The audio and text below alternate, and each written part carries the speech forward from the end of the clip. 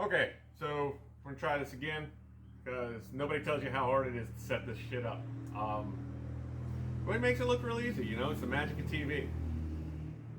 And so we're gonna put bucket hooks on the tractor today, and now I moved stuff around, I forgot where I put them. I bought a set off of Amazon. They're the highest customer rated for less than 40 bucks. So you know they're going to be 100% top quality. They are Ambull. Let's see here. I get them in the frame, in the picture. Probably not. I'm not good at this. And the lighting sucks, so you can't see anything. Well, they're painted red. They've got their sandwich system. They're bolt together. I didn't want weld on right now, as I don't know if I'm going to keep them or if I like them. And it's easier to plug weld holes than it is to cut and grind welded on hooks. And yeah, that's just what we're going to do. I'm going to set up the other camera for some bolt footage and see what we got. Maybe.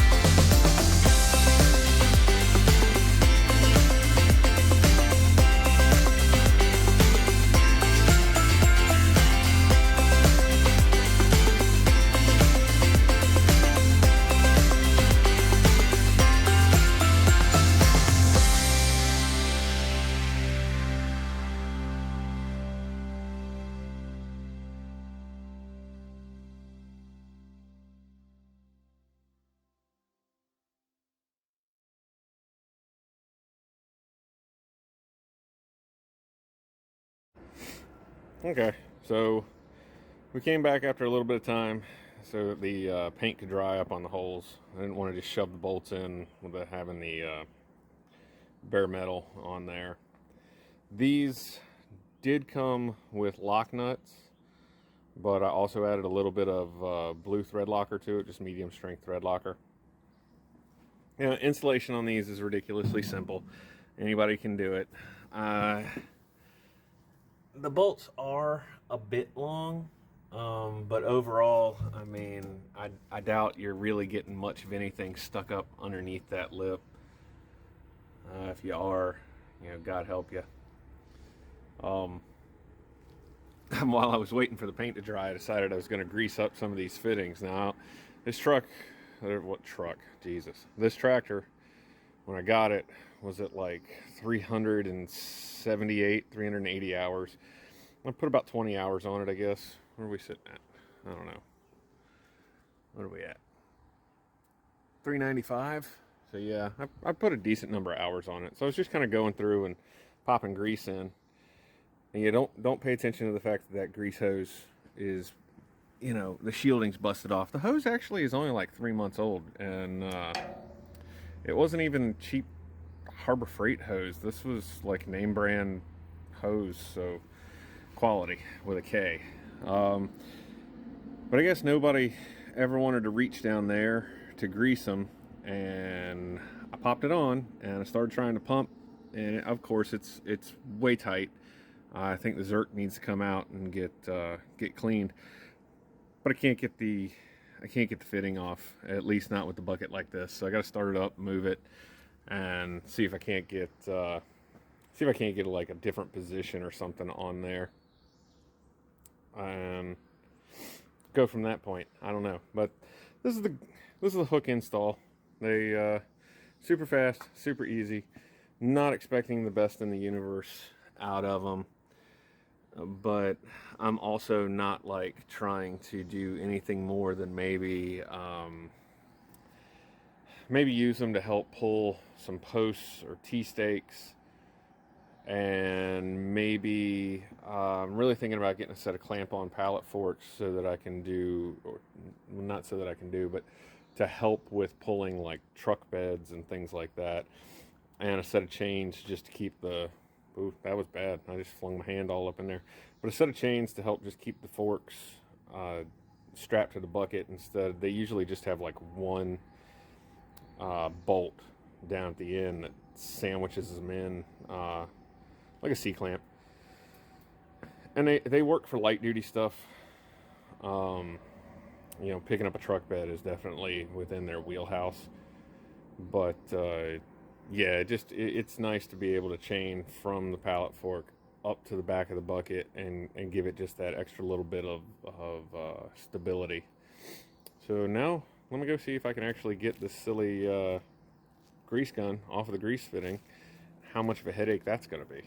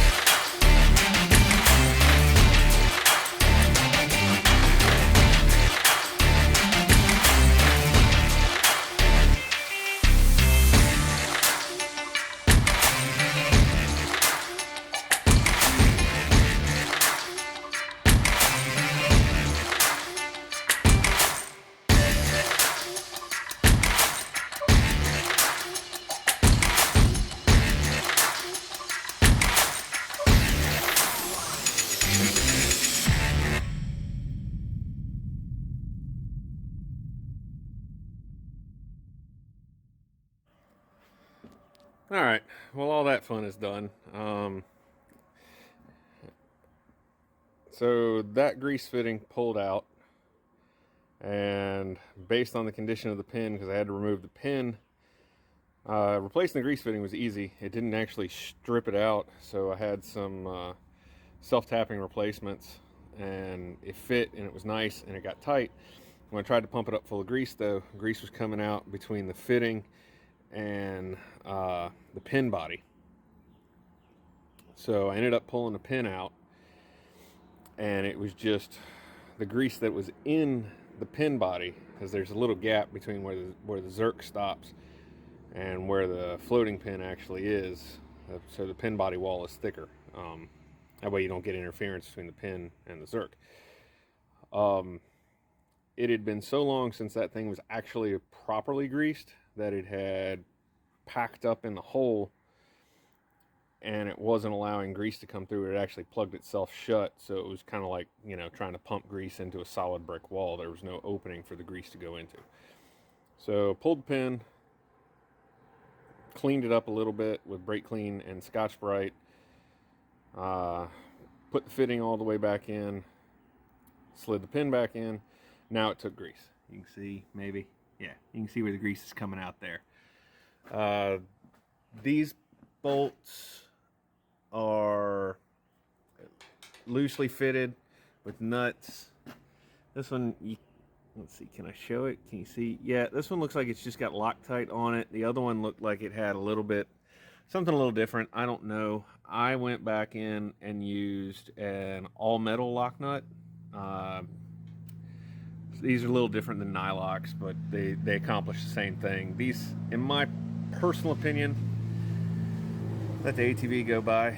My personal opinion, all metal lock nuts hold, I don't want to say stronger, but do provide a more secure long-term clamping force than a nylon lock nut. But there's a time and a place for everything. I just figured that was best for that.